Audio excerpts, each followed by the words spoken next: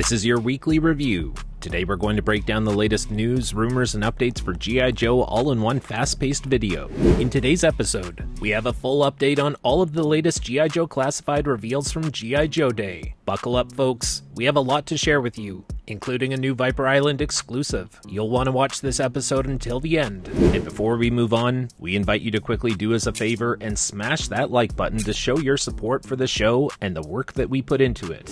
First up, there will be a Hasbro live event on Thursday, February 29th. Leap Day. Pre-orders are expected to include the Techno Viper and SMS, Doc, Jinx, Dreadnought Torch, Night Creeper, and Nagahide. Digital renders may include some of the following: Retro Beachhead, Retro Eel, Retro Snow Serpent, the 60th Anniversary Action Pilot, the Action Marine, and the Cobra Ferret and Ferret Scout. Keep in mind that we're also still expecting redecos of existing figures to be dropped on us at any time, without notice and without digital renders, including the Tiger Force, Night Force, Python Patrol, and Mad Marauders lines. There will be more figures from those lines in 2024. As for when they'll arrive, we'll find out soon enough.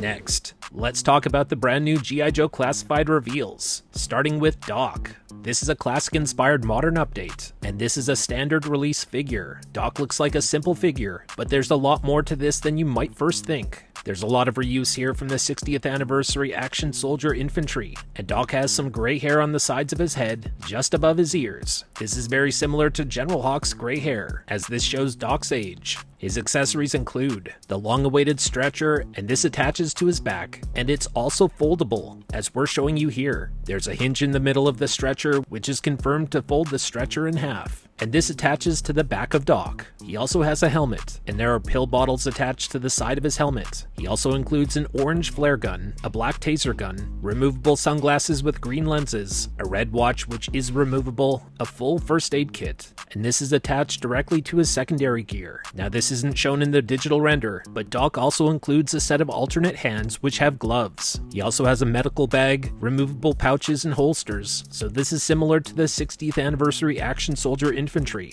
and he has a medical pouch on his left leg. Best of all, everything attaches to the figure. Next up, let's talk about Jinx. As we told you last summer, this is inspired by the same red design from G.I. Joe the movie, except the G.I. Joe team has put their own spin on it. We predicted that this would have two head sculpts, and it's a good thing that it does, because Jinx has one of the best looking female head sculpts in all of Classified. Not to be outdone, her alternate head sculpt with a mask has incredible paint detail on the eyes. This is one of the best masked head sculpts in all of Classified. Let us know if you agree in the comments below. Jinx also has a sleeveless red gi with maroon trim down the top and also on her pants. She has a detailed Japanese cherry blossom tattoo on her right arm. She has black forearm wraps, which also cover her hands to the knuckles. She has a black choker necklace with a gemstone and brand new low-cut shoes. In terms of articulation alone, every fan of Jinx should be thrilled with this. She has double-jointed elbows and knees, as well as thigh and shin swivels. The sleeveless look is a great modern update, but we should expect to see a vintage-inspired design when Jinx eventually joins the retro card line in the future. As for her accessories, she comes with a Naginata staff, a katana sword and sheath, a removable blindfold inspired by G.I. Joe the movie, and two pairs of hands, one for holding and one pair of fists. Next, over to the Night Creeper. These are troop builders. This features the traditional Night Creeper camo stripes on both the pants and forearms. Now it's subtle here, but the Night Creeper has a purple hood and purple arms, which provide nice contrast with the maroon torso gear and shoulder pads. For accessories, the Night Creeper includes two head sculpts. We've shown you both of these head sculpts previously. They're the version 1 and version 2 heads, and this is a much better version 2 color design than the original. He also includes a crossbow, separate bolt arrow, backpack quiver, a throwing star hand, a straight hand, and this includes a peg which protrudes from the hand for a dagger to attach to it, as well as two daggers and two swords. Next, over to Nagahide. This features reuse of Roadblock's legs and body. He has a very nice airbrushed cheetah design and fur on his vest, as well as his traditional safari hat with teeth wrapped around it. He has dog tags and a necklace decorated with teeth, and also a fur-covered armband with more teeth. On his left shoulder, Nagahide has a big red anarchy tattoo. We're going to see this tattoo appear again when Road Pig is released. Now the standout here, he has two pets, a warthog named Porkbelly and a macaque named Yabo. In the past, Nagahide had a boar named Clyde. This time around, Porkbelly is a warthog. It's similar but different. Pork Belly has a mohawk, a nose ring with spikes, and an earring. There's excellent airbrushing all over Pork Belly, especially with dark skin around his eyes. And if you take a close look, there's fantastic detail on the eyeballs. He has a broken tusk on one side from past battles, and Pork Belly has 2 articulated points on each leg. Meanwhile, Yabo is a macaque monkey, he's wearing an eye patch, and he can ride on Pork Belly's back, or even on top of Nagahide's hat. For accessories, Nagahide has a bow, and this is reused from Shadow Tracker, and the same quiver and arrow that came with Shadow Tracker. Then he also has a sniper rifle in case, and this is more reuse, but this time from low light. He also includes 2 knives and an ankle sheath. Then there's also this big machete, and it has a wrist holder on the end, so this can clamp onto Nagahide's wrist.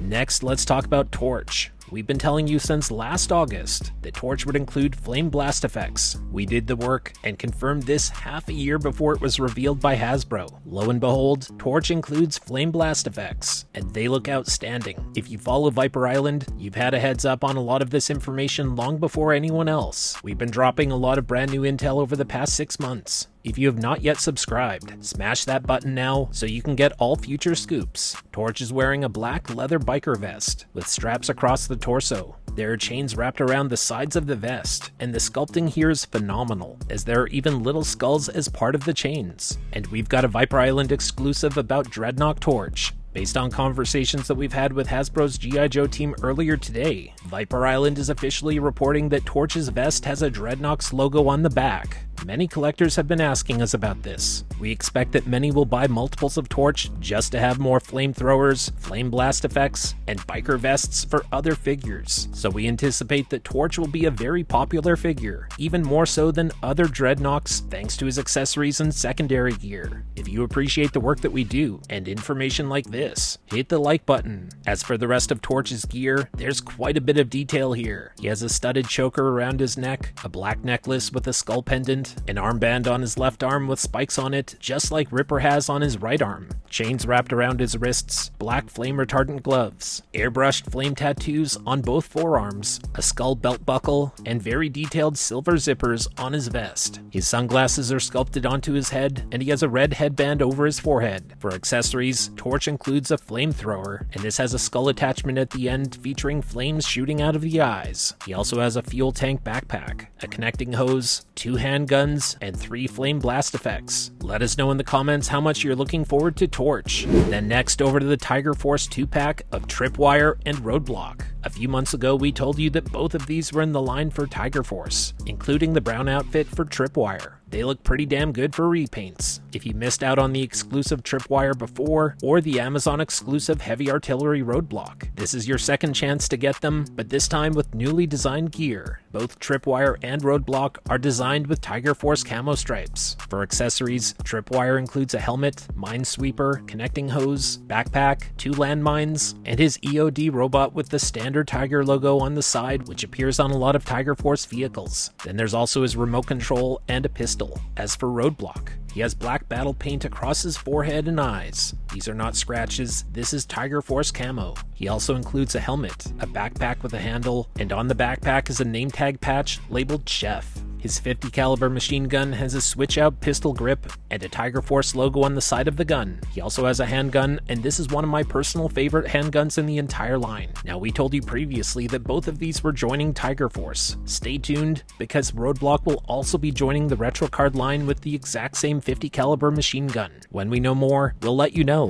Next, we have some brand new insight on a recent release and some upcoming retro card figures. First up, Airborne. The Classified Series Airborne figure features reuse of Duke's backpack. This was no accident. Originally, this was actually Airborne's backpack first, back in 1983. The A Real American Hero O-ring figure of Duke was given Airborne's backpack. Over time, it eventually became synonymous with Duke. As for the historic details here, this is a simple infantry pack with a bedroll rolled up and wrapped over the top and down the sides. The same type that was often used by infantrymen in both World War I and World War II. When Classified first launched, Duke was once again given the same style of backpack, as a nod to the past. When Airborne joined the line, it only made sense for him to have his original backpack, even though it's now mostly associated with Duke. Next, let's talk about Retro Beachhead. According to our information, when Beachhead joins the retro card line, he will have brand new secondary gear. The Cobra Island version featured a red beret. This was a nod to the past as well. The 1985 Beachhead figure had a rolled up beret attached to his left shoulder. This is the exact look that we now firmly believe the retro card Beachhead will have. The Cobra Island secondary gear that he came with is now gone. It will be replaced by a new vest. According to what we've learned, the retro card Beachhead will also have a brand new head sculpt. Over to the retro Snow Serpent. The retro card Snow Serpent will feature fewer accessories, and it will also have the traditional gray winter attire instead of white. Next, we're going to briefly touch on the recent rumblings that Hasbro has reapplied for the principal registration of the Mask trademark. Folks, there's absolutely nothing happening here. In short, Hasbro is simply protecting their expired trademark, which they abandoned on March 18th, 2019. This is business as normal. This is not even news. Hasbro's lawyers are just doing their jobs. They have the responsibility of providing assurance that the company's intellectual property rights are adequately protected. This gives Hasbro the ability to enforce their trademark rights and constitute direct evidence that they own these rights. Anyone who's suggesting that this might lead to a new series or even action figures, or is even talking about this in the first place, has absolutely no idea what they're talking about, and they're just letting it show. Not to mention that this trademark is clearly marked as a Class 41 registration dating back to the old animated series and has nothing to do with action figures at all. Just ignore any talk of a new animated series. And as always, we want your takes in the comments section. Today's Viper Island question of the day is, how satisfied are you with G.I. Joe Classified right now? From time to time, we like to check in with the community, so let us know what you think in the comments below, and we'll pin the best comment.